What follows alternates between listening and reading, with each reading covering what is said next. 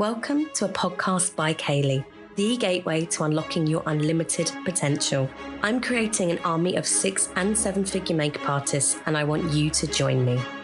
In this podcast, I'm going to be crushing gatekeeping, opening the doors to the knowledge you need, and deep diving into the topics that can push us to the next level. Be prepared for epic guests and answers to the questions you have always wanted to know.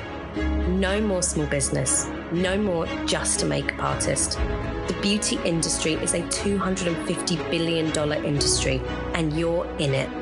Let's get ready to open those gates. This is a podcast by Kayleigh.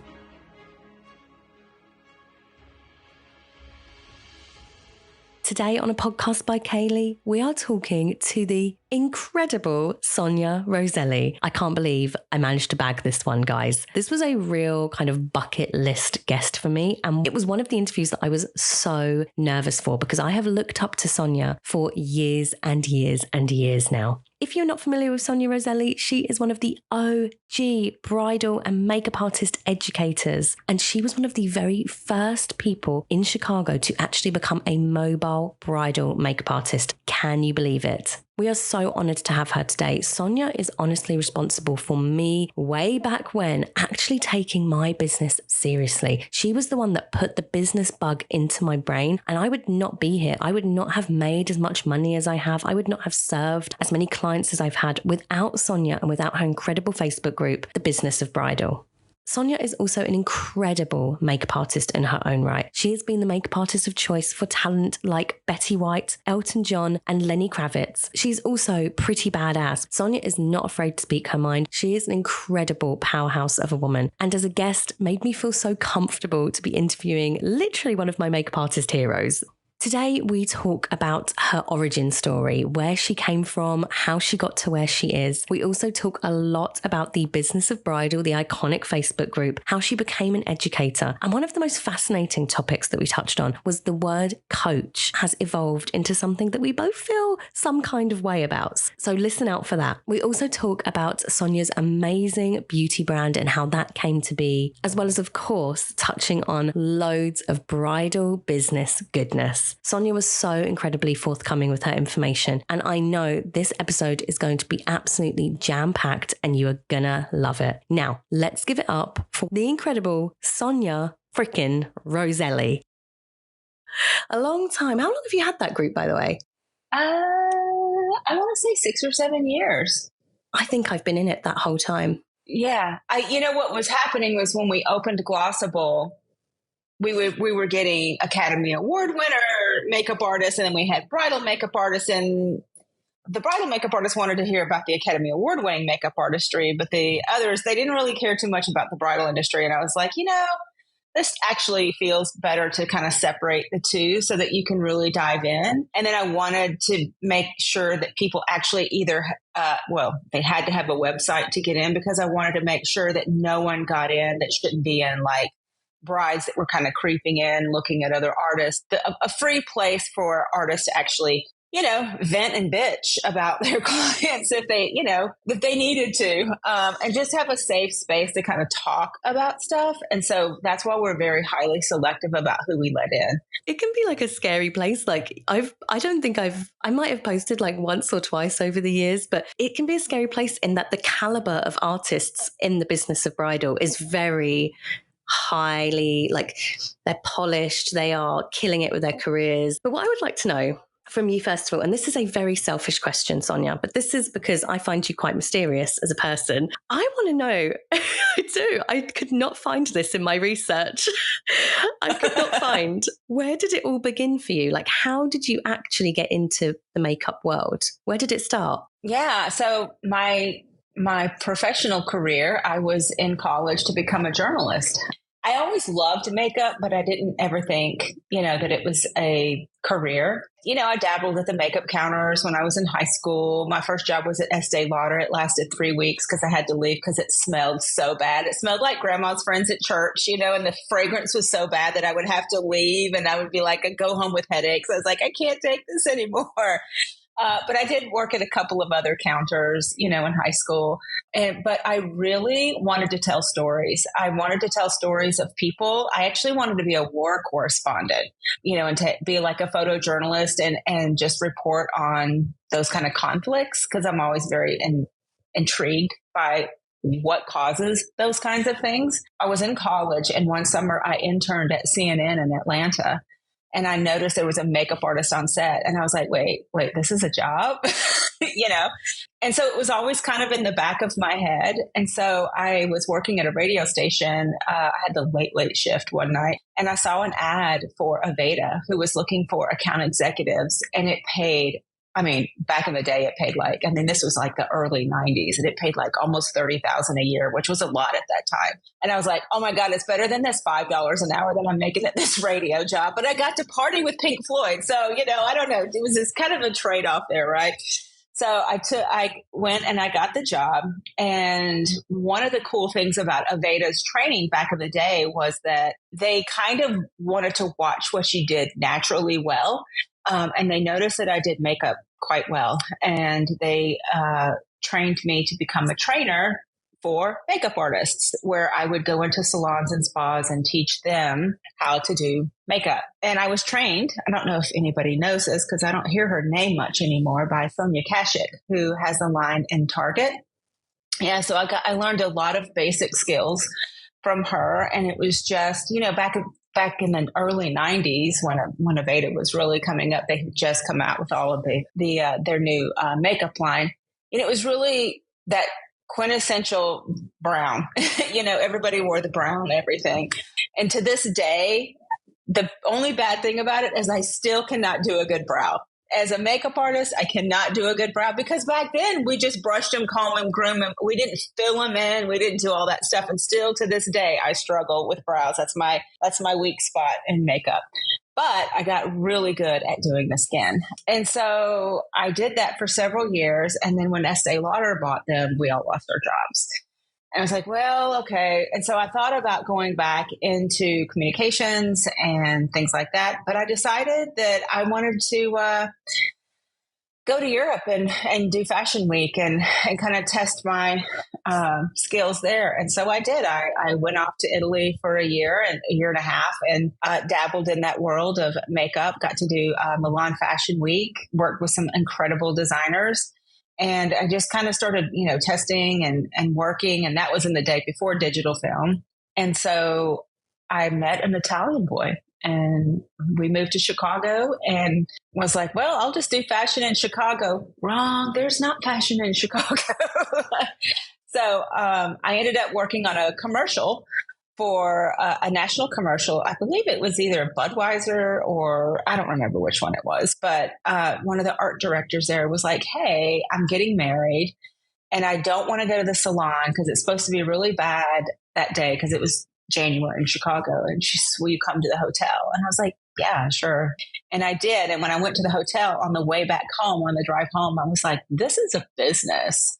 And I was the first one in Chicago to offer on location wedding makeup. Like I almost think that because this was in 1999, 2000. So I probably was the first person to do on location makeup. And so I went home. I was like super jazzed about it. I kind of wrote out a business plan because that was kind of the nice things about Aveda is they taught you business before the artistry, right? And lo and behold, that next year, I got a few clients in between there, but then the next year, the Knot came out. So when the Knot first launched, they had an online bulletin board community. We put up an ad or something, but then the next thing that I know, just a couple of my clients that I had started talking on there and they started talking about me in Chicago and literally I blew up overnight. Like I was turning down so much work because I was the only one that would come to the hotel and do their makeup. And they were like, oh, I want that. And that's kind of how it all started, over the years. So that was 2001, I think. Yeah, it was actually right before 9/11. I remember that. So after that, I just grew and grew and grew. I decided I didn't want to see people in my house anymore for makeup trials. So I opened a studio close by to the house. And I became an esthetician because to open a studio, I wanted to be licensed and credible. And then I fell in love with facials. So I went and got my aesthetic license. And I figured when I opened up my studio that I would do facials, but then I would do makeup classes as well. But what I did not expect was the overwhelming response that I would get to makeup classes. The makeup classes became bigger, not only bigger in terms of services offered or services booked, but bigger monetarily. It got so popular so quick that we had to move to a space that was 3 times the size that we had before. During the week, we would do makeup classes. And then on the weekends, we would do weddings. And I ended up having to bring a team of almost 30 people in because of the demand that we had in the studio. So we were the go-to place for makeup artistry. So I wouldn't say I was the first person to have a studio in Chicago. I think there was some way before me, but I was the first one to have a studio where they would actually come, they would do their trials. We would set up all the paperwork. I had an admin assistant and do makeup classes during the week because we all know you're only making money on the weekend, right? And I was like, well, this is dumb. We need a way to make money during the week too. And it turned out a lot better than expected. So we ended up closing the aesthetics part of the business and start teaching makeup classes. And even to this day, people are shocked when I tell them that I made more money teaching makeup classes than I did for the team of 30 on the wedding team.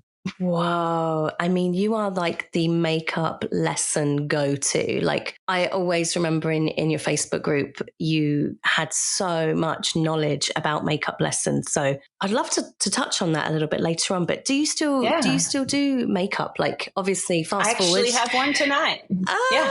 How cool. Yeah, I actually have one tonight over Zoom of all places. Yeah. And it's actually, okay, if this doesn't tell my age, I don't know what does, but this was actually a client that I had in Chicago who was a great client. And her daughter is now 15 and needs a teen makeup lessons because she does competitive dance and they don't know anything about this type of makeup that she should be wearing. So we're doing a personal shopping lesson tonight. We're going to help her pick out her products. And then next Thursday, we're going to help her do her own makeup for her performances and, give her a little boost of confidence of how it should be done compared to like what YouTube teaches you. Oh, that's a full circle moment. Like you did the first generation. Yeah. Now you're doing the second. That's so cool. Oh my gosh. It makes me feel like a dinosaur, but it's really great to see their daughters now coming in. And I think that's the crazy thing that people misunderstood about makeup. Like, why would you take a makeup class when there's so many YouTube tutorials? Yeah, but you know what? It's sometimes people just want to be told what to do to their face. They want they will pay for that one-on-one. Absolutely. So I guess how did that become the Business of Bridal, which is what I know you for? Well, one of the things that, when Facebook groups became a thing, people they were in my inbox all the time asking me questions. And I love to help people, but it was getting to the point where I would spend 4 to 6 hours a day answering emails and questions in my inbox that I'm like, okay, wait a minute. I still have to run my own business. I am, and I'm not getting compensated for it. And I was like, I would love to help you, but it's getting to the point where it's too much now. I'm not the only person you can learn from. There's other people out here. Shared experiences are always good. I don't know everything. I know a lot, but I don't know everything. I don't know about your unique circumstances. It's not a one size fits all. And so that's why I was like, people need a place to talk and share ideas in a safe space, where they can not have the fear of what other, brides seeing what they're posting. They just needed a safe space. And I don't even know if Facebook is the safest space, but it's still there. And that's kind of how it evolved. And I've made Shannon Ranger, who is from Canada. She has an amazing wedding business. And so I made her admin of the group.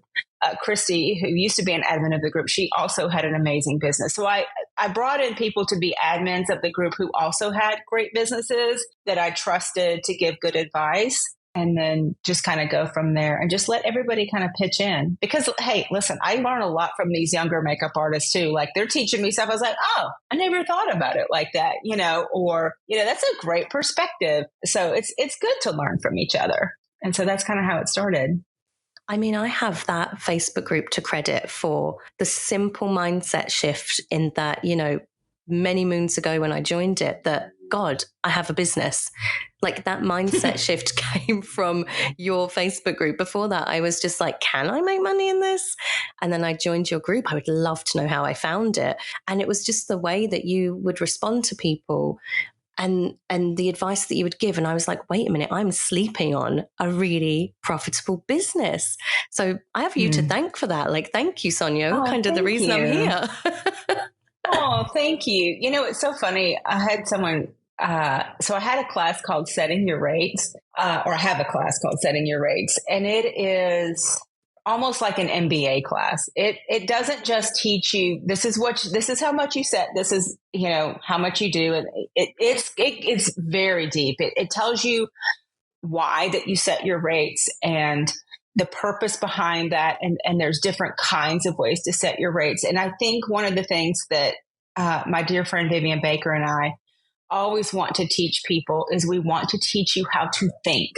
I think that is one thing that is happening really poorly. And I don't know if it's happened there, but it's definitely happened in America is we're not giving people critical thinking skills. If I can teach you how to solve a problem and not give you the answer, that is way more beneficial than me just giving you the answer, because you're not going to know how to solve the problem 6 months, a year from now, when the market changes or when, culture changes, that where things aren't done a certain way anymore. I mean, I've been through ebbs and flows of different cycles of the industry. My best year in bridal was during the 2008 recession when everybody was losing their jobs, and I made the most money that year that I had up until that point. And so if you learn how to think and you learn how to solve problems, that is a better skill set to have than just like, well, this is how much I charge because so-and-so charges this, or this is what I was told to do. I want to teach you how to solve the problem. And I hope that I come across that in my posts, so that was really kind of like important to me. I think you're so right. I've actually never discussed this on the podcast. So I'd love to dive into this. This is why I love throwing the notes out the window, Sonia. I just love the way that sometimes the conversation goes. We're just like sitting here, chill vibing with a coffee and CBD drink and like, hey. Because one thing, and this is something I've discovered only in the last couple of years when I stepped into becoming an educator, is I would say I love a question, like slide in my DMs all the time, but I appreciate a question where I can give you advice, but I can't appreciate a question where it's like, Kayleigh, how much does Studio Ninja cost? And I'm like, we can Google that, guys. Like, I mean this with all the love in the world. Google like, is free. We can Google these questions. Google is free. Utilize my brain for something way better than that. Do you know what I mean? So, right. What I would love to know from you, where do we develop these skills? And that's a deep, loaded question. So where do we start with that? Oh, man. I have many opinions and thoughts on it. None, but I don't know shit about shit when it comes to this kind of thing. Like, where do we develop it? I will say this, my social media feeds are pretty garbage. I will fully admit it. But I don't spend a lot of time on social media, and here's why. It just makes me stupid. You know what I'm saying? I could spend 2 hours scrolling a feed, looking at dumb shit. Now, don't get me wrong. I will get in my bed at night and look at Cavalier King Charles videos all night. But I don't just endlessly scroll and then see somebody else's shit and then get all, like in my feelings about what they're doing and why I'm not doing it. Well, yeah, because you spent the last 2 hours mindlessly scrolling, but you didn't take 2 hours to read a book on how you can be better. And sometimes I think people are just wired that way. They need to disassociate on social, and there's nothing wrong with it. But I think that it's become like, I was out at dinner the other night and I saw a bunch of teenagers. They were probably maybe seniors, right? They were all on their phone. None of them were talking to each other. And I was like, That's really sad. There's more to life than social media, and I say that because I grew up without it, right? And I can appreciate it, and I can enjoy it at times, but I don't make it part of my daily life. And so I feel like that the thing that happens with social media is as bridal makeup artists, I feel like we're all expected to be there and working on that and doing that and learning it. When I don't really think that it moves the needle like we think that it does. I think it's part of the equation. I think it's part of an overall marketing strategy. But I also think that your business is built on relationships, personal relationships, your funnel system. I think it's important to be there. But I think that a lot of makeup artists need to rethink about, is this something that they want as a career? Or is this just a side hustle? If it's a side hustle, that's okay too. If you want to make a little kibble on the side, that's okay. But to learn these critical thinking skills, like you said, you have to think about it as a business. And how are we spending our time?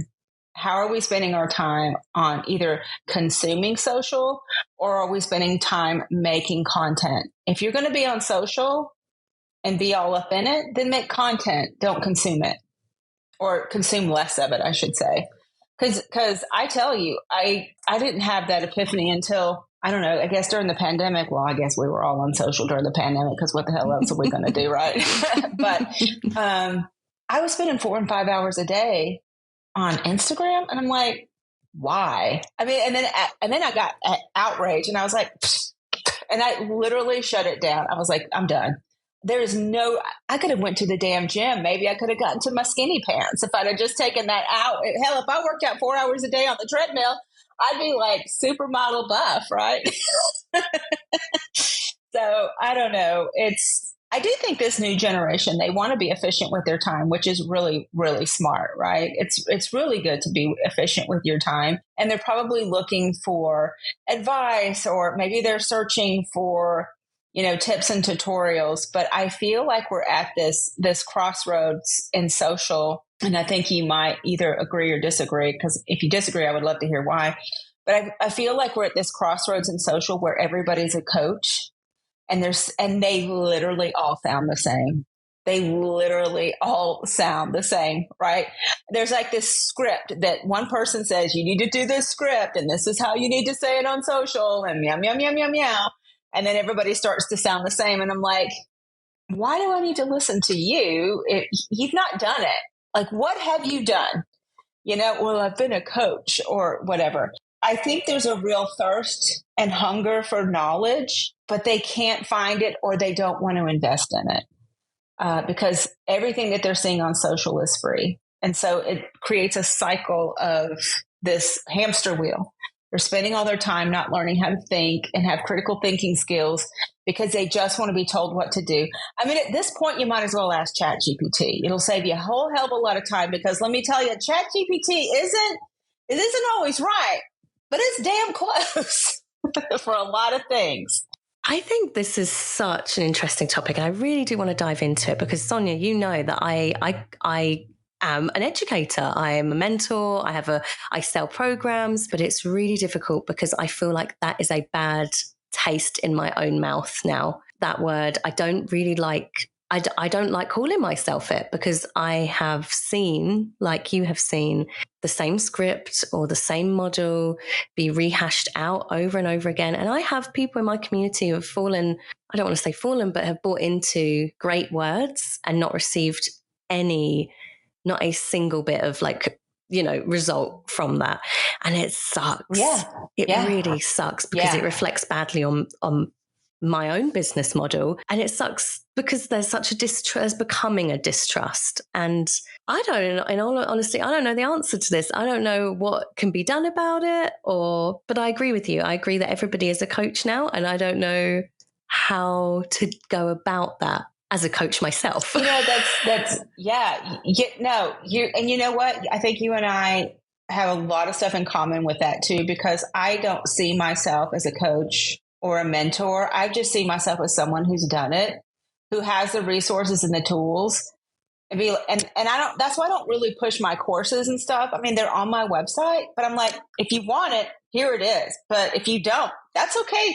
But yeah, I don't have the answer to that, because I think that's really, really interesting as well, because I've struggled with the same thing.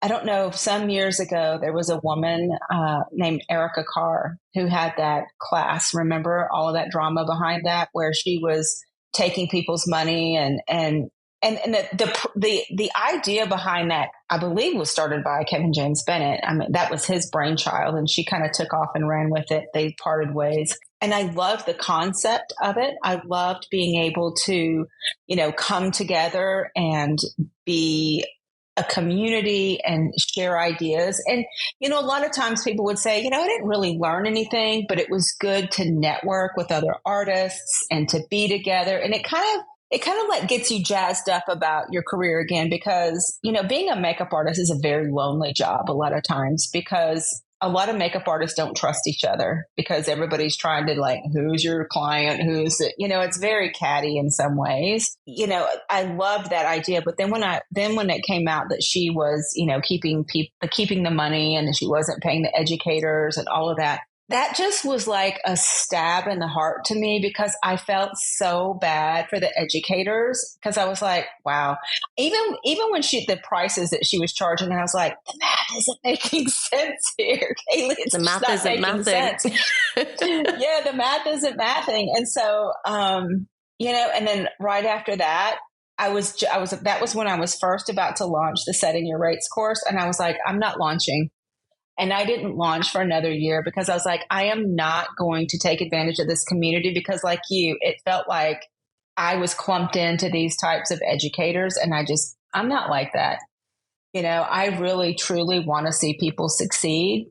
I'm not saying that others don't, but there are a lot of them out there that they're just in it for the cash grab. And I think what happens is I think that, artists needs to be smart, and they need to vet the person that they're taking classes from, and get testimonials, and just kind of do their own due diligence, I guess. 100%. With everything that we've just talked about, and like this weird feeling sometimes that we have about that word, I've really dissected, like, what do I want mine to look like? What do I want my future to look like as an educator? And for me, and it's probably really similar to you, I just put all of it out there. I say, I don't have the right or wrong. It's just my experiences. You're just going to hear my experiences, and you can take from mine what you will. I don't have a script. I don't do a sales call. I don't do a selly DM. I find them really icky when they're done to me. And I just think that's when you know when it's a real coach, is if they're just real and you buy into them for them and their experiences. There's got to be no script. I mean, this isn't blowing smoke and sunshine up your ass. Take it for what you will. But, I've looked at your website. I've kind of studied a little bit about you. And I think you're doing it. And you're doing a really fantastic fucking job. I think what you're offering is really amazing. I think it's needed. And none of your stuff feels slimy to me. None of it at all. So don't worry. I don't even put you in there. The fact that you even you podcast, you're consistent. You know what I mean? Like, yeah. You can tell that you have a passion for this, and you want to help people. So I think it comes through in your, and then this sounds weird, but I mean, it does come through. Your authenticity does come through on your website. So I can feel it. You don't seem distrustful at all. And I know it, like you said, it's like, it doesn't feel icky. So I think you're okay there, my friend. and you, Sonia, and you, I feel like how real you are, how raw you are. We're the good ones. We're the good ones, guys. I hope so. I mean, I'm sure that I'm sure a lot of people talk shit about me, but that's okay. At least they're talking about me, right? So I feel like I do have like the GOAT of the wedding industry right in front of me now. Like, I feel like your brain needs to be picked when it comes to business and wedding makeup artists. So let's do it. Let's get into some like business nitty gritty. So what, in your opinion, and this is again a really loaded question, what are the things that need to be done to have like a thriving, successful, profitable, main word, profitable bridal business? You got to know your numbers. like any good episode of Shark Tank, you got to know your numbers. And that's the hard part, is because one of the things that I think makeup artists make the worst mistake is, one, they don't know who they're serving. They don't know who their ideal clients are. And two, they set their rates incorrectly. Now, that doesn't mean you need to be the highest price makeup artist when you're just getting started, because obviously you don't have the street creds that someone that's more seasoned. Obviously, those people are going to be more expensive. However, you also need to make a living. It's much easier to start middle of the road than super cheap. I made the mistake starting super cheap, but I didn't have anything to base it on. I was the first one to offer it. So I think I was like $75 a head or something back in 2000 and 2001. It was like ridiculous. Like when I think, I was like, oh my gosh. But then it's 2023, almost 2024, and I'm seeing people charging that same price. And I'm like, wait a minute, gas itself is like expensive, right? So I think what happens is when you see cash coming in, you just see cash coming in. You don't see the expenses going out. And so you need to know, if you want this to be a full-time career, you need to know your numbers.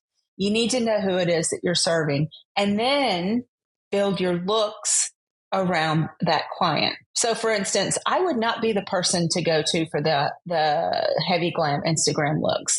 That is not me. But if you want that really fresh skin, but beautiful eye makeup, or, that kind of thing, I'm your gal. And you need to know who that client is. You want to match your skill set to the ideal client. And so those are the things that I think that you need to think about, because if not, I've seen many makeup artists, and I've coached many makeup artists who, when we run their numbers, they're literally in the hole. And they're like, oh, is this why I can't pay off my credit cards? And they keep going up. And I was like, yeah, because you're being in debt, and you're never being able to pay them off.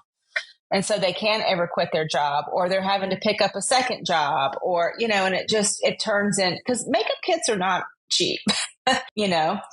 So those are some of the things that I think that you need to know first and foremost. Is you need to know your numbers, and you need to know who you're serving. And I don't want to just do like a shameless plug here, but I'm going to do a shameless plug for you, Sonia, because I have heard the best feedback about, you have courses, and real effing good courses on like rate setting.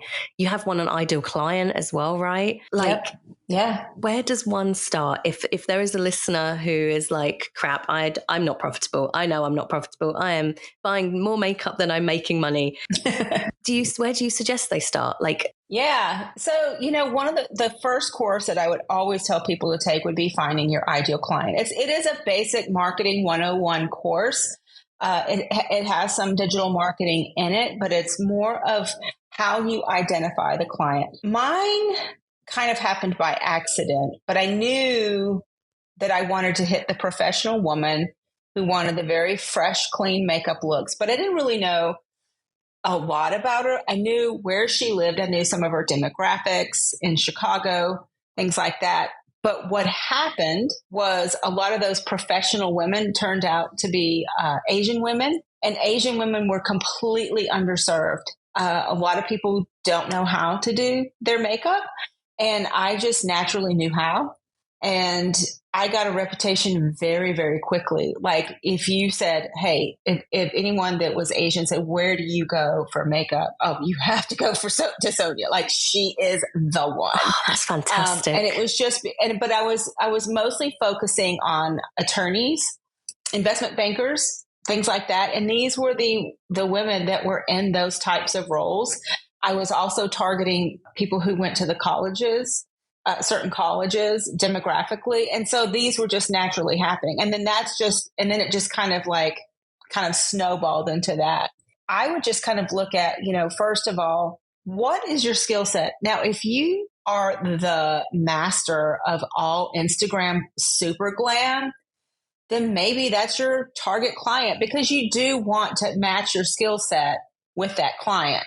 Because if somebody that loved Instagram looks came to me, and it has happened, I wasn't heavy-handed enough for them. I can be heavy-handed, but I was like, wait, you wanted more than that? Okay. But if that's your skill set, learn all about that person. That person that loves the Instagram look, where are they hanging out on social media? Where do they shop? What is their aesthetic outside of that? Learn everything that you can about that client, because you're not selling makeup. You're not selling services. You are selling an experience, and you are selling how that person feels about themselves. When you hit that, you can command any rate that you want. And so that's how I tell people to get started.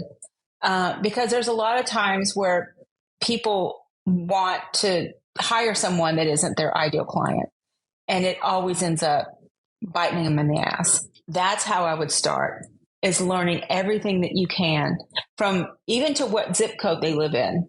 Because believe it or not, it's true, but believe it or not, those birds of a feather flock together. We're a social society, right? We like to hang out with like-minded people. And so that's kind of how it happens. And it doesn't have to be where you're just serving anybody. It just is, it has to do with how people feel about themselves and the things that they're into. Mm-hmm. Right. So I would start there. This podcast is brought to you by the Level Up Club, my monthly membership for makeup artists. Imagine a place created with done-for-you monthly resources and coaching, literally everything you need to create and scale a profitable, thriving makeup business. Well, it exists, and it's called the Level Up Club. I am so proud of this membership. I literally poured my heart and soul into it. Inside, you will find monthly Canva templates, monthly stock images, social media calendars, email templates, workflows, pro program lists, agency lists, monthly coaching, and conversations with the people who can help smash gatekeeping. I'm talking agency owners, PRs, top makeup artists, and experts. They're all inside. And not only that, but monthly in-person events. We have already held portfolio days, headshot days, branding days, and so much more is coming. The club is taking the mystery out of making money. Your makeup business doesn't have to be make-believe, and I'm showing you how. And guess what? It's only £30 a month. In London, that's literally 2 hot chocolates. I'm not even kidding. So come and join us, the only membership I promise you'll ever need. Now, back to the pod. I feel like it all changed for me in my own business when I really just stopped serving everyone. That was such a game-changing moment. So completely could not agree more. What do you think are some of the key mistakes that you often see? We touched on this briefly, but I don't know if we were recording, so we'll touch on it again. What are some of the common mistakes that you see kind of newer makeup artists make when it comes to business and makeup in general? So in business, again, not knowing your numbers, not treating your business like a business, and just not understanding how it's done. Listen, just because it works for someone in your area doesn't mean it's going to work for you. Everybody's threshold to how they deal with their clients, or even what they need to survive, those numbers are going to be different.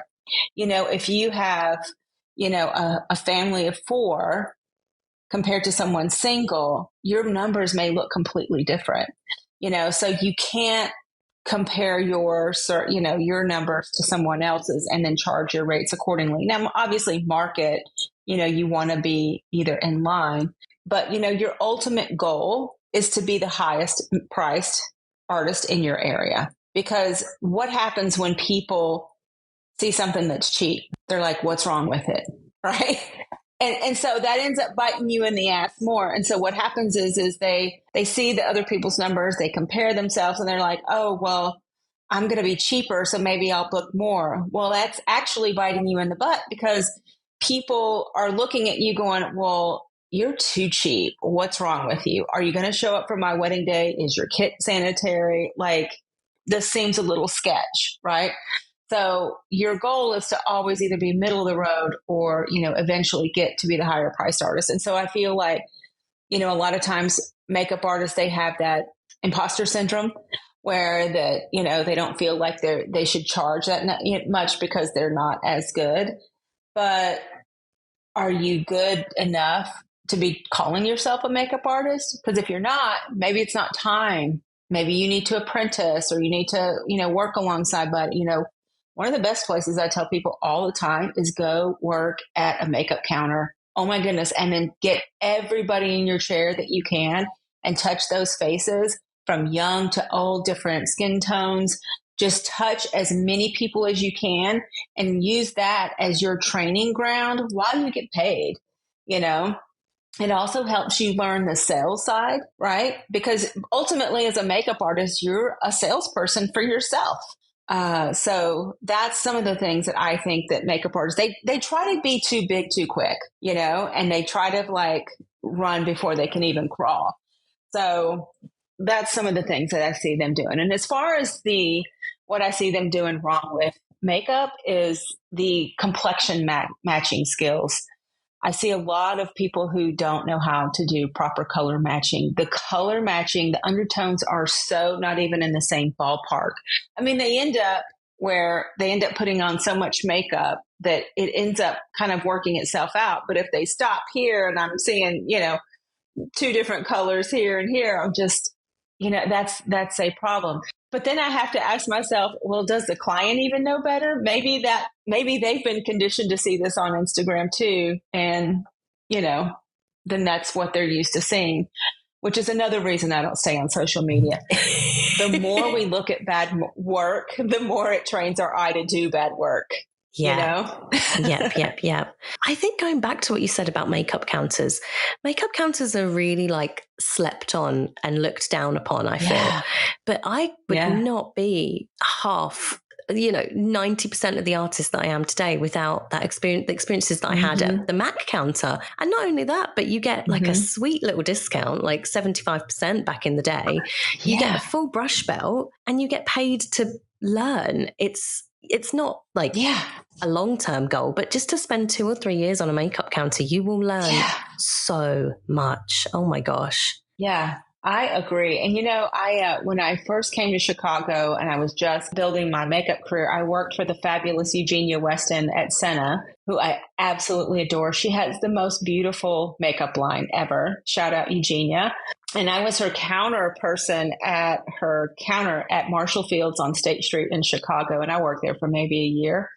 I got fired because I didn't open up enough credit cards, which was funny. But no. I know, it's crazy. It's crazy. So I get that whole, they're like, oh, they just want me to do sales or they just want me to do, they don't really want me to do the artistry. Yeah, because you have to make enough money to pay for your role as a makeup counter person. If you're not making your numbers, you're not going to have a job. It's just like you said, the math doesn't math. But I was always trying to pull people in, to show them the line and to, experiment and play. And I actually had a blast. I had so much fun. And I got paid really well and I could, take my commercial jobs as they came. And I was off on Saturdays and, did weddings and stuff like that. But I agree. I think that makeup counters are a fabulous place to get your feet wet.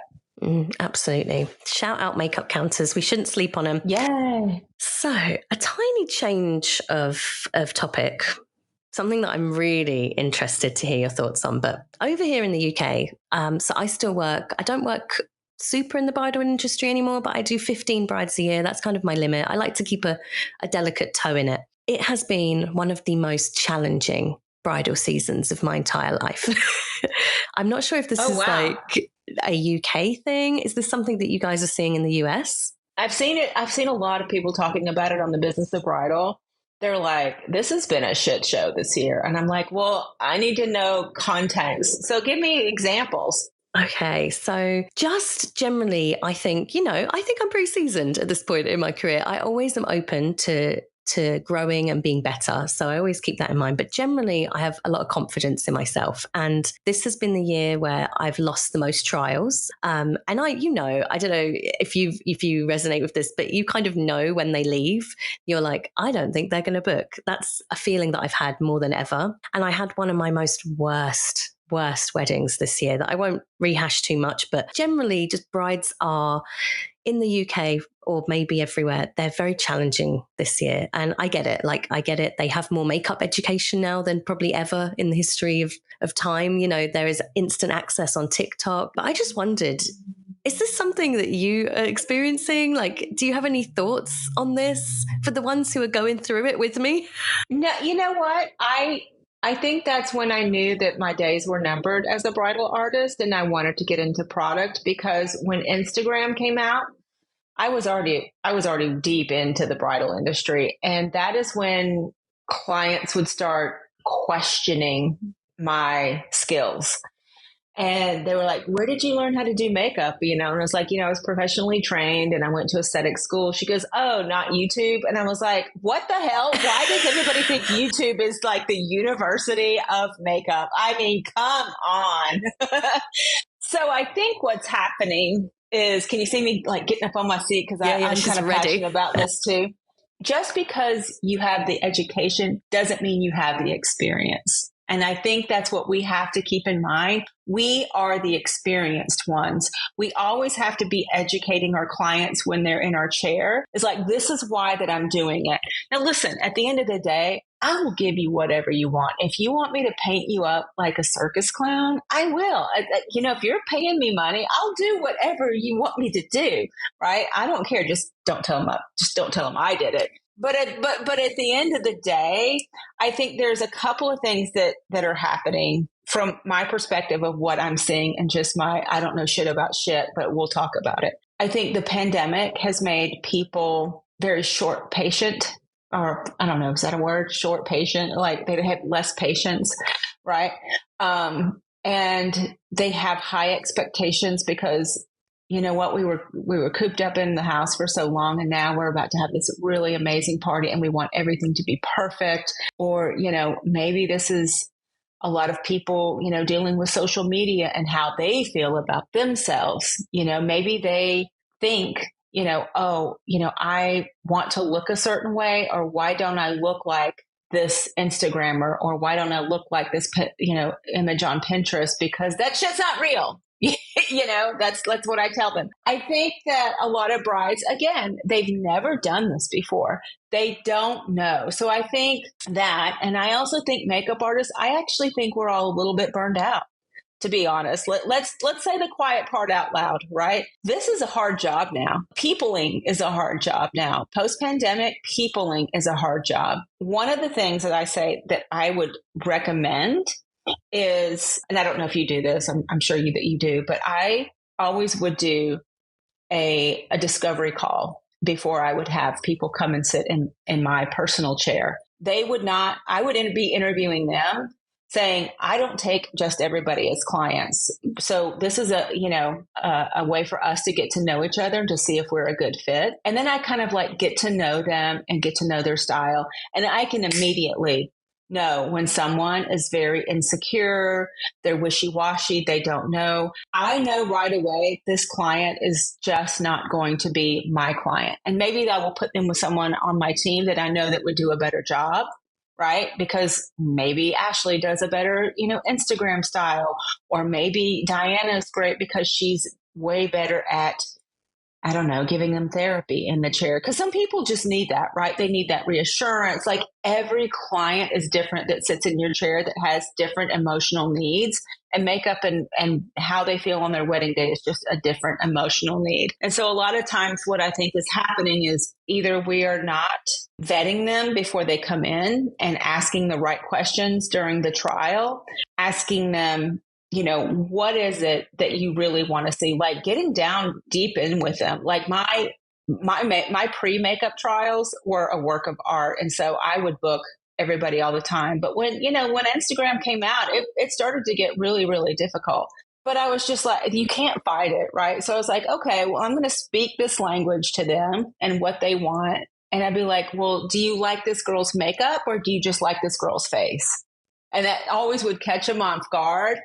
And they were like, oh, I like her face. And I was like, well, you look nothing like her. You're a redhead, or you're this or whatever. And they would laugh. And I was like, well, do you like this eyeshadow? Yes. What do you like about it? This. What do you have in your makeup? I would make them bring their makeup bag. Show me what you have. What colors are you used to wearing? And a lot of times it was just, at the end of the trial, one of the best questions, I was like, listen, I just need you to just tell me. If there is something that you don't like, we can fix it. You are not going to hurt my feelings. I work for you. What is it that you would improve? What do you not like? Or are we just not a good fit at all? And 9 times out of 10, they would tell me. Sometimes they wouldn't. But I think what's happened now is that client doesn't like to hurt anyone's feelings. So that communication there is bad on the artist and on the client. So I think it's a two-way street of like trials kind of breaking down. So there's a lot of questions, and maybe that comes from my journalism background of like asking all the questions and just kind of like getting into their, I don't know, this sounds cheesy, but getting into their soul, so to speak, and kind of figuring out what is making them tick, what they like.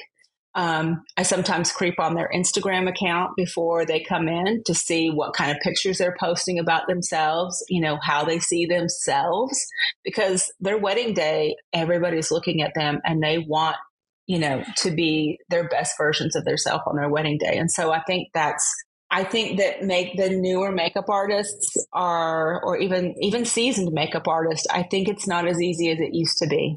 Quite frankly. And I think that we have to work a little bit harder at the trial and would you agree with that?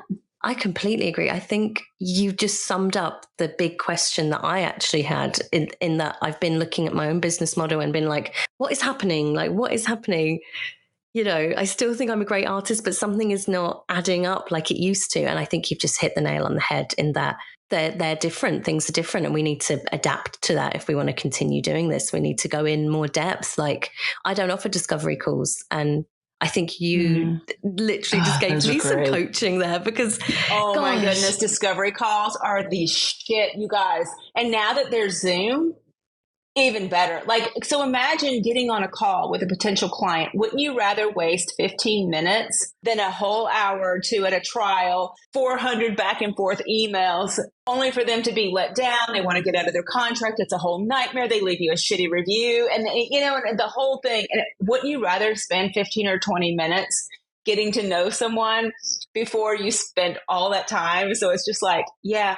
The other thing is too, one of the things that's really interesting that you say that kind of caught my eye or caught my ear was that I do wonder if you are attracting a different type of clientele now for whatever reason. Maybe you made some different changes on your site, or maybe your photos look different, or, I always tell artists when this starts happening a lot, that's when you really want to start looking at your marketing pieces, that how you're presenting yourself on your website.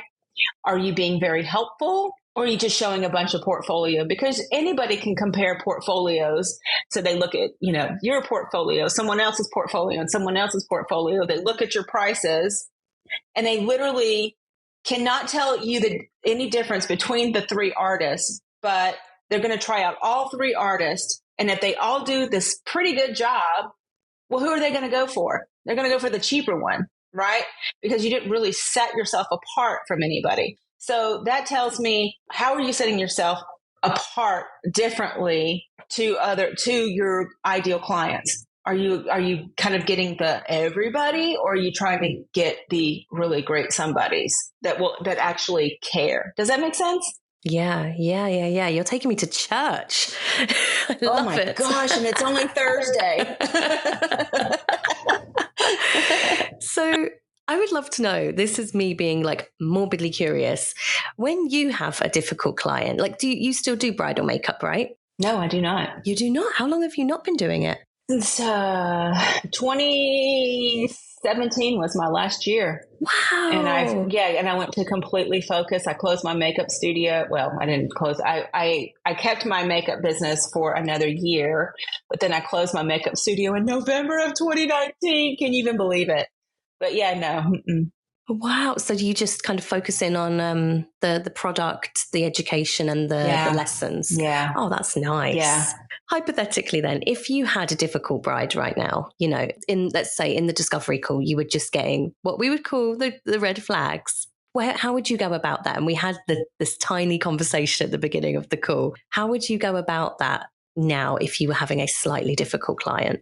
Well, first of all, you always want to be helpful, right? You don't want it to be, condescending at all, right? But one of the conversation would be something like this, Kayleigh, I think you're fantastic. I think I love all of your ideas.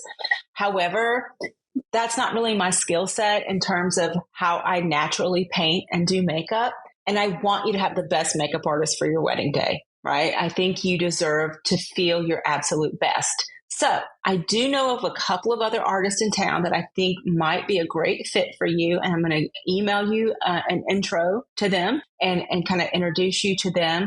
And I think that these would be great artists for you. Now, if you have a team, which I did, I would say, you know what? I think my artist so-and-so would be a better fit for you. I think that they're kind of actually what you're looking for. And a lot of times it wasn't about the artistry itself. It was about, I knew, or actually Bridget knew, which artists would be good with each client. Some clients needed a lot of hand holding. We'd always put them with Sarah and Sammy, or Sarah and Diana. And if somebody just needed a little pep talk, and we'd always put them with Sammy. Like, we would match the artist's personality and their style with the bride, which was kind of unique. And I don't think a lot of people do that. Especially those that have teams. I know I should do a whole class on team building because that's kind of my special sauce. But you should. But it's like nowadays they're just like, I'm just going to give you a warm body. No, that's not how you do it. You want to match the client with the artist in terms of their style and their skill set and their personality, and it always works. And literally, they're like, oh, that sounds great. Maybe once they're like, no, but I really want to work with you. But yeah, sometimes they creep in. You just got to deal with it. You just got to okay, I'm going to have a stiff margarita when all this is over, and you just got to that's where you learn a lot of patience. But that's how I would kind of handle it. And, you don't have to be mean about it. And if you fuck up and you screw up and a lot of times I see a lot of these things in the Business of Bridal where people are like, oh, I did this. I just don't want to work with her. And I'm like, yeah, but you kind of took a dig here. You didn't do your job as a makeup artist. And now she's, that's when you got to kind of, sometimes you just got to pony up. So my suggestion is just kind of like, listen, if they're being rude or condescending, or if you feel threatened or physically, in harm's way, of course not. Don't take the wedding. Absolutely not.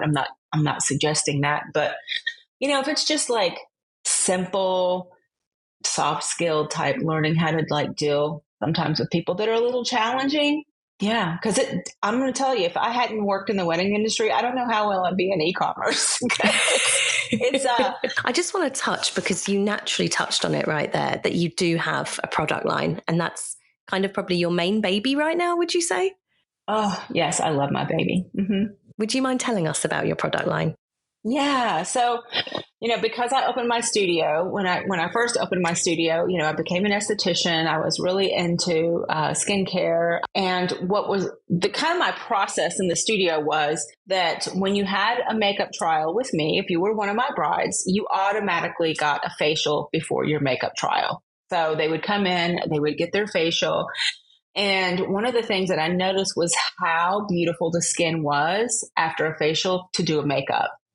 I mean, I always knew that, but we were always kind of conditioned that primer was the thing, right? And that was when primer was still in its, heyday. Maybe it still is. I don't know. I was like, this is great, but I need a way to give someone a mini facial on location that just gives intense hydration into the skin so that my makeup always looks this good.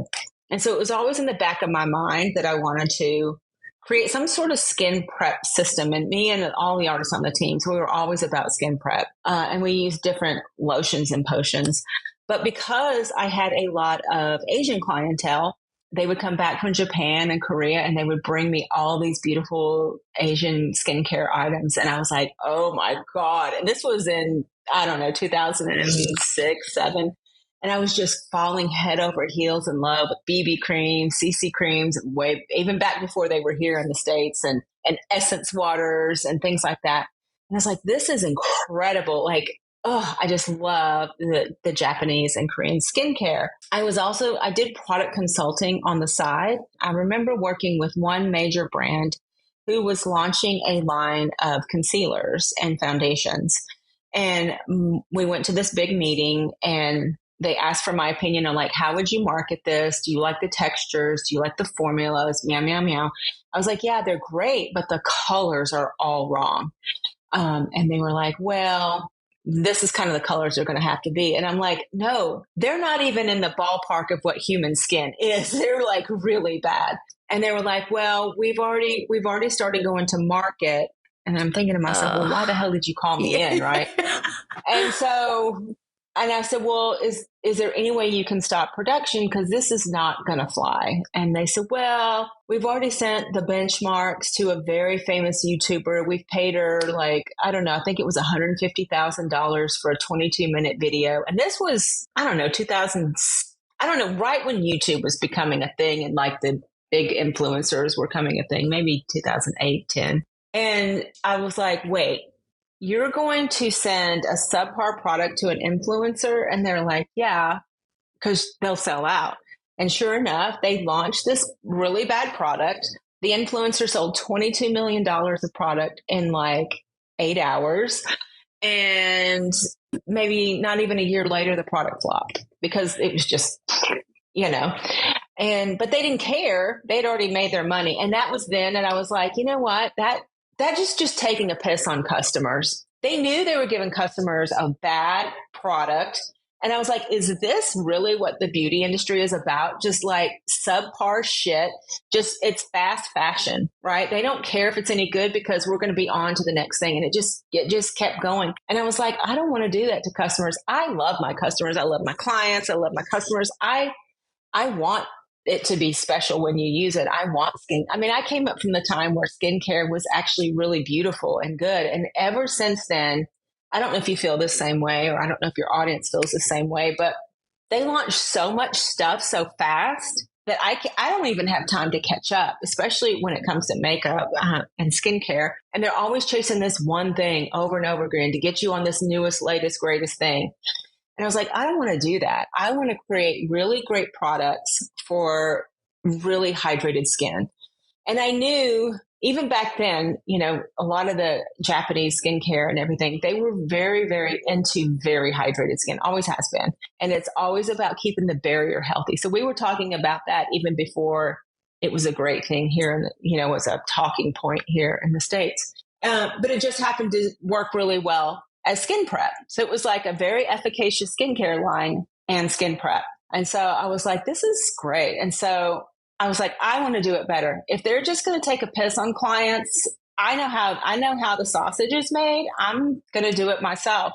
And that idea was always kind of brewing in my head. And then around 2014, I just happened to be at a conference, and I had met out of just like weird chance, I had met this Korean chemist. And him and I were sitting at dinner, and he was like, if you could have one thing, what would it be? And I was like, I do weddings. And one of the things that I always have a hard time with at weddings is people always have dry, crusty skin, especially in Chicago. It's always dry and dehydrated. And I don't have a way to exfoliate on the fly because sometimes I don't have a sink or anything like that. I need something that I can just spray on, wipe off, and it's done. And they're like, actually, we have that technology. I was like, wait, what? And so we talked about it over dinner. He went back to Korea. He was showing me some things. We kind of worked on the formula for about a year. And that's how we came up with our firstborn Sex Appeal, which is an instant exfoliation spray. And one of the nice things about Gommage technology is someone like me who has sensitive skin, and a lot of my clients in Chicago have sensitive skin. It's very cold and dry in Chicago. It exfoliates, but it doesn't, I always say it doesn't exfoliate down to the skull, right? It just kind of like gently exfoliates where it's just enough where your moisturizers can penetrate, but it's also just gently exfoliates enough where it's not going to irritate the skin, and it's not going to irritate the skin on something like a wedding day, where if you're doing makeup, you don't have to worry about the skin getting raw or irritated or anything like that. But it's enough where the makeup will lay very beautifully and nicely. And so I was like, well, I'm going to just try it. Let's just try it. And it sold out in 6 months. And I ordered like 7,000 of them, I think is what my first run was. And so we sold out, and I was like, oh, okay. And then I came out with Water Bomb.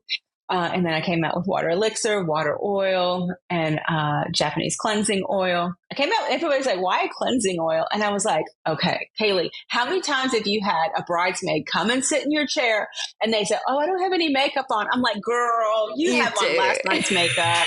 You do, right? And so they would always go into the bathroom with bar soap and wash their face with bar soap. And I was like, no. And you know how the skin feels after someone used bar soap on their face? It's just like super thirsty.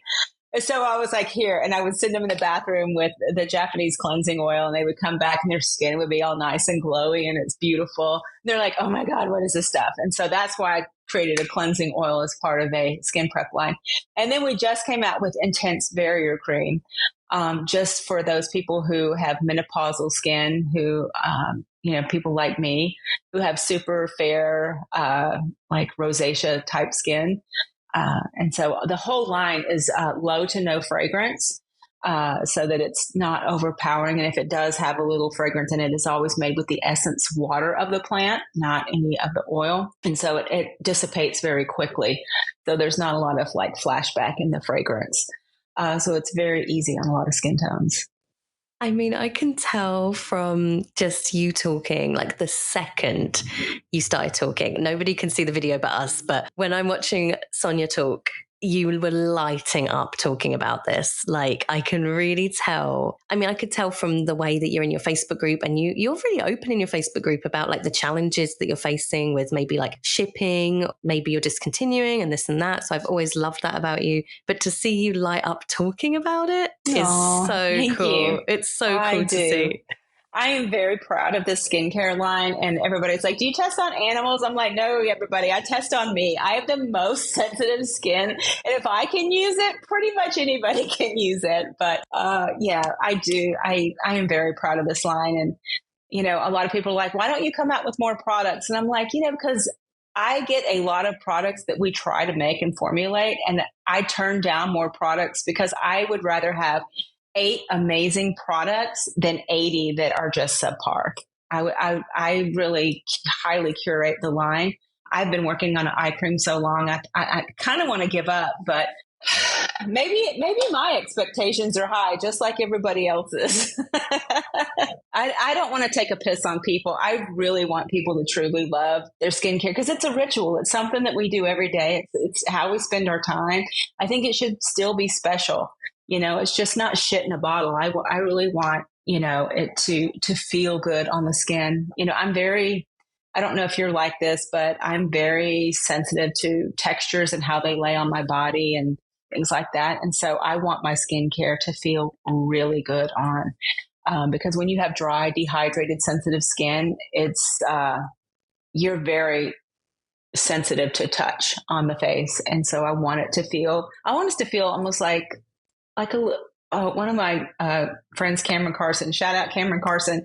She's in Virginia. She teaches makeup classes to women. She's like, yeah, it's like your skin. It's like it gets a little cuddle when you wear your skincare line. And I was like, oh, that's so cute. A little cuddle. So I want it to feel good when you wear it. Where can people find that? Like, if I wanted to buy it in the UK, where would I go? I assume your website. Yeah, our website. We do ship to the UK, and FYI, we don't control duties. And we don't control shipping. Listen, if we could compete like Amazon, we would be given free shipping all the time. But it's expensive to ship and warehouse and fulfillment and things. It's a lot. But yeah, we will ship to the UK. I always tell people, if you have friends that you want to order stuff, y'all all do an order together, split the shipping, and do however. If I had somebody in the UK that wanted to sell it there, I would be open to a conversation. We just got Canada, so you never know. Maybe we are going to go global, but yeah, we ship to the UK. We ship all over the world. There's a few places that we don't ship, but most of the places we do. Oh my gosh. I want somebody from this podcast who's listening to come and do that for you so that it can be Why don't you do it? Oh, Kayleigh's Sonia. like, well, now I'm pimping SRB skincare. If you could see my tiny, tiny flat that I live in, I can't Well, you hold never know, girl. You anything. might have to get a warehouse. Yeah, No, yeah. it's cute though. Oh, you're funny. So we always end each podcast with a little quick fire game. If you have time, I have a little quick fire game called Smashing the Gate at the end of every podcast episode. Smashing the Gate. Smashing the Gate. It stands for Smashing the Gates of Gatekeeping. So these are just like quick fire anti-gatekeeping questions, but do feel free to elaborate because obviously quick fire and gatekeeping don't really go together. So if you need to elaborate. Okay. So advice for a makeup artist who is struggling with bookings. How would you advise that they get some bookings in their calendar over the next month? I definitely would start pounding the pavement. I don't know. Does anyone know what that means anymore? But that's an old school term that we did. That means like go out and make personal relationships with people in the wedding industry.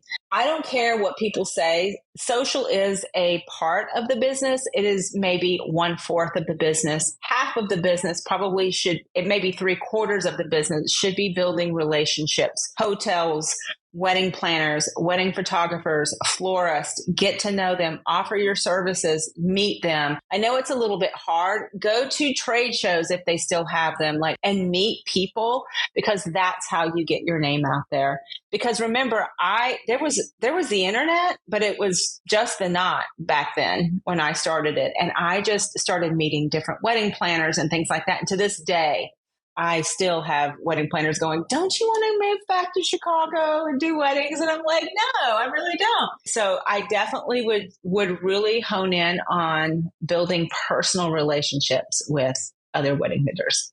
I love that. Completely agree. Advice for a seasoned makeup artist who is feeling a little stuck right now and their income hasn't increased in a few years. What would you say to them?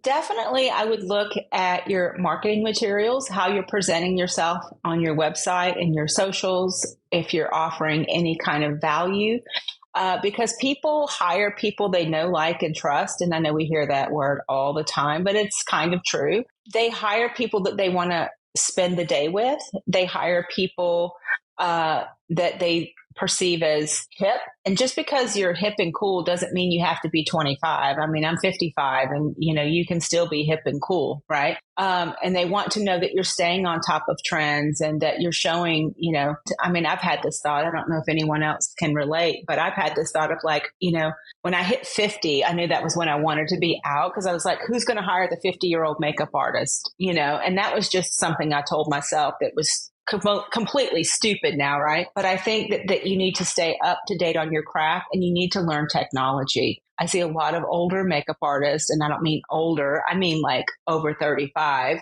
not keeping up with technology, and in terms of how they're presenting their website, how they're creating their marketing funnel, how they have their automation set up, even being easy to do business with. I saw something on a Business of Bridal post the other day that said they absolutely did not want to get on board with taking credit cards. They still wanted them to mail checks. And I was like, wait, what year is this? And I'm like, the first rule of business is be so easy to take people's money. Just be easy to take people's money. However that is, pay the 3% fee. It's a tax write-off. Who cares? Take their money. If you want to increase your rates a little bit, take their money. And that doesn't mean that you have to recreate yourself to be someone that you're not, but you need to present your work in a fresh and modern way. And you need to have the tools available to you and learn them. Take the time and learn it. And the down season, it is really will do yourself a service by learning how to use these tools and technologies and then present it that way. And, that doesn't mean you have to get on reels or do anything. Because listen, I get it. I hate to go on camera. But at least show some before and afters on your Instagram. Before and afters are so damn powerful. I can't even.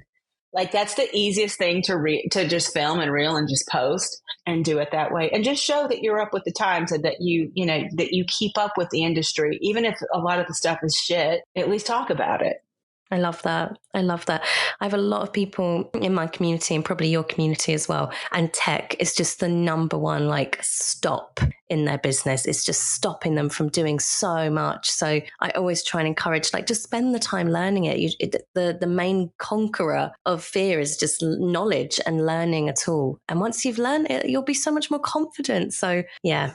Yeah. A lot of, it's crazy. It's like a lot of us didn't become makeup artists to be business owners. We wanted to paint faces. Oh, were we wrong?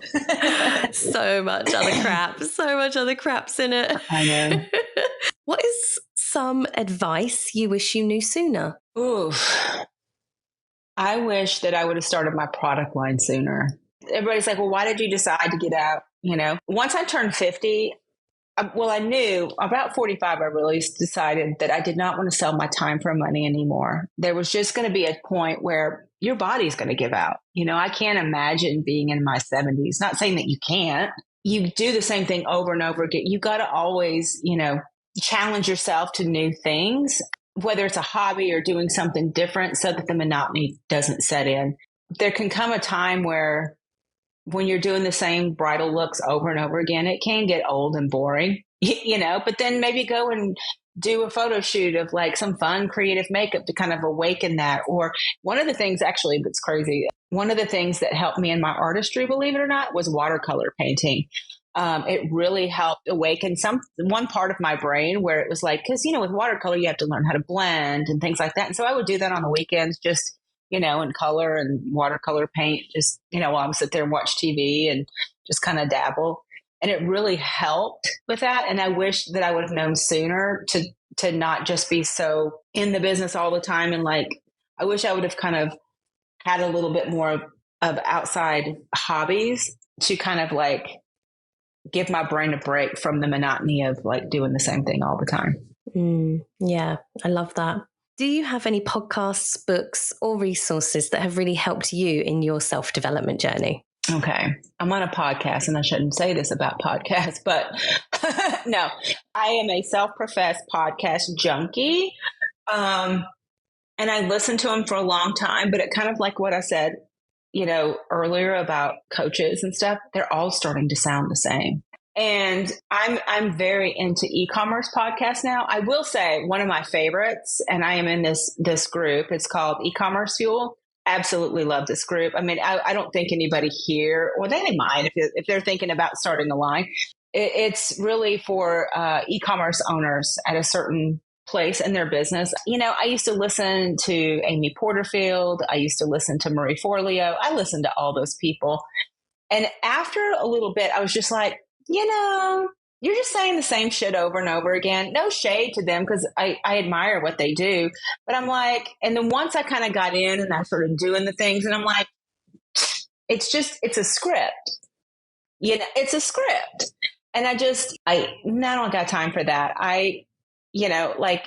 This works. I mean, I do think Amy Porterfield, like if you want to launch courses or classes, I think she does have a fantastic framework and she is worth listening to. Marie Forleo's B School is very interesting. I think it's a great way to kind of think about tech. But for the most part, it's just,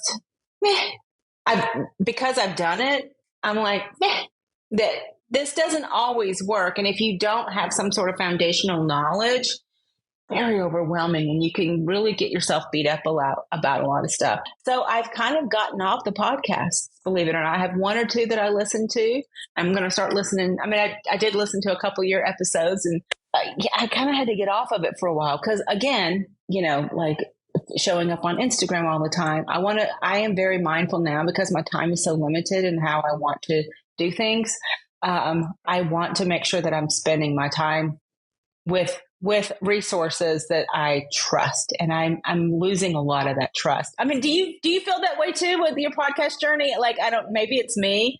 Yeah, I mean, I am a complete podcast addict, but I agree with you. They do kind of sound the same if they're in a particular circle. And I think you probably know the circle. I think when it comes to podcasting, it's great to have like a mix of your business and your self-development, but also like your silly ones that give nothing to you other than like make you feel good and entertain you. So I like to balance the two. I suffer with really chronic anxiety. So bad. So one of the things I've been doing for about the last 6 months is not watching TV before bed. And I've been going to bed very early. So I naturally wake up early, but one of my favorite podcasts is called Listen to Sleep. It's this older dude. I think his name is Eric Ireland. And I don't know, is there something about his voice? And he tells these bedtime stories. And so I put it on, I put the timer on where it turns off. And I have never slept better in my entire life. And even I could listen to the same podcast over and over again every night.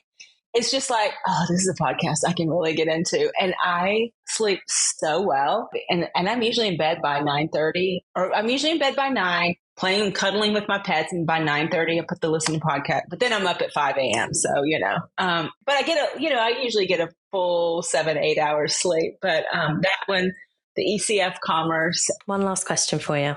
You obviously know pretty much every single person in the industry. So I want to ask you, I feel like you do. I feel like you know a lot of people. You're going to ask me somebody and they're like, who is this? I'm like, I have no clue who that is. No. I would like to know, in your opinion, who should come on next to this podcast? Ooh. Well, I have a couple of people that I think, have you ever had Kevin James Bennett? Oh my God, I've tried. I've slid in his DMs, but I don't think he gets them. So, okay, I'll make that happen. Can you make that happen? Because I feel like he's going to scare me. No, you know what? I'm sorry, Kevin, if you're listening, you're just a big old puppy dog. He's big and scary, but he has the biggest heart of gold. And the reason that he's so scary is because he has a high integrity.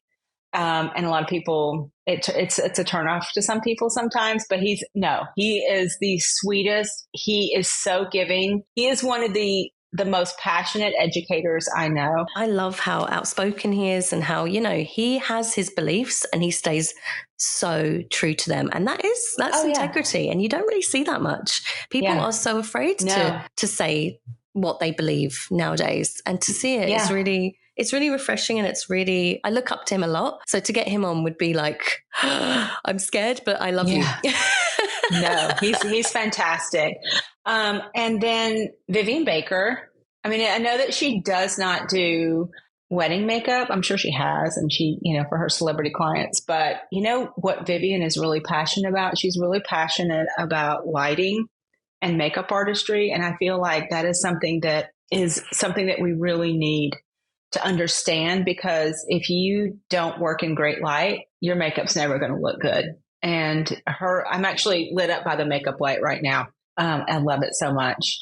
And, she also became the global director for Lashify, which I'm obsessed with Lashify now, by the way. Actually, I'm looking at all of my Lashify stash right across there. But yeah, she's great. And then Shannon Ranger would be great to talk about too. She has a wonderful business in Canada. Oh my God, Rachel, what's Rachel's last name? Yeah. And there's a girl named Lasan that I can introduce you to. She is great. She's actually a huge podcast listener of yours too. She's the one that told me that I was on your podcast. I was like, oh, really? She goes, you were mentioned. And I was like, really? Were they talking about skincare? And they're like, no, we're talking about your courses. I was like, oh, cool. Yeah, she's great. Oh. She has a really good business. She does some classes too. I think she would fit that kind of that sweet spot. Perfect. Thank you so much. Can you please tell everybody where they can find you, your resources, your products, just everything? Yeah, you can find me at soniaroselli.com. And on Instagram at Sonia Roselli Beauty, and TikTok at Sonia Roselli Beauty. But I very rarely post on TikTok because, I suck. I was going to say, I didn't know you were on TikTok. I did not know that. It's like, I got to go put out this fire.